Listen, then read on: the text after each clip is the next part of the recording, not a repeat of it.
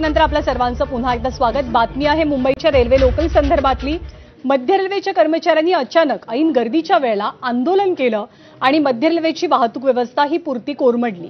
जवळपास 1 तास हे आंदोलन सुरू होतं, त्यामुळे मध्य रेल्वेच्या वाहतुकीवरती मोठा परिणाम झालेला आहे।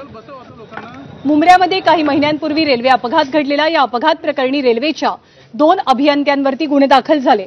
या कारवाईमुळेच रेल्वे कर्मचाऱ्यांनी आंदोलन पुकारलं। संध्याकाळी 5:45च्या दरम्यान आंदोलन सुरू झालं। दरम्यान काही वेळापूर्वी रेल्वे प्रशासनानं कर्मचाऱ्यांची समजूत काढली आणि आंदोलन मागे घेण्यात यश मिळवलं। मात्र या आंदोलनामुळे रेल्वेच्या वाहतुकीचे 3:13 वाजलेत, त्यामुळे मध्य रेल्वेच्या महत्त्वाच्या स्थानकांवरती सध्या प्रचंड गर्दी पाहायला मिळते।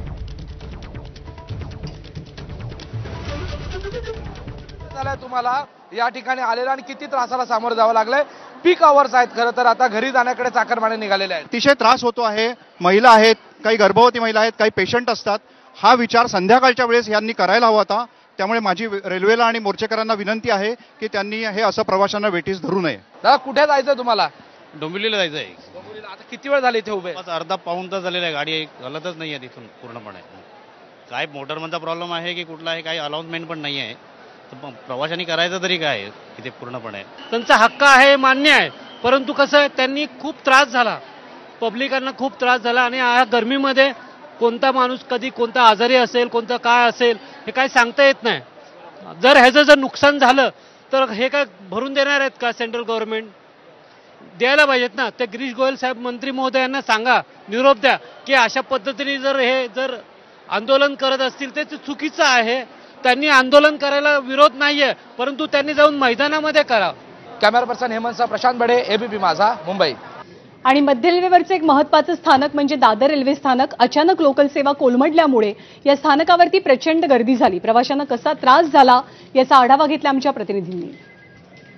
सेवा म्हणजे सेंट्रल रेल्वे इन्फॉर्मच करत नाहीये की ट्रेनचा काय प्रॉब्लेम झालाय, काय झालंय।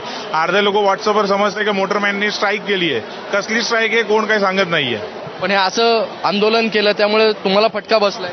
सगळ्यांनाच फटका बसलाय। हे यांचं आंदोलन आहे, यांचं इनहाऊस ठेवायला पाहिजे ना। आणि सामान्य नागरिकांना कशाला त्रास देताय तुम्ही?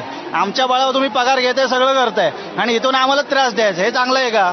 हे सगळं हे सेंट्रल रेल्वेला समजलं पाहिजे आणि त्याच्यावर यांनी काहीतरी कारवाई केली पाहिजे। मेन तर हे मोटरमॅन लोक ज्यांनी स्ट्राईक केलं त्यांच्यावरच पहिली कारवाई करा।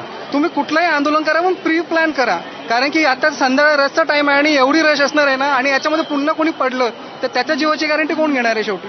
दुसरं माझं म्हणणं की मोटरमॅन नाही, त्याला पूर्ण यांचं प्रशासनच जबाबदार आहे आणि याला काही ठिकाणी पॉलिटिकल पण गरज आहे यांची पण आहे। तर ऐन लोकांच्या घरी जाण्याच्या वेळेला हा खोळंबा झाला, त्यामुळे प्रचंड मोठी गर्दी पाहायला मिळाली, प्रवाशांना मनस्ताप झाला। पुढची बातमी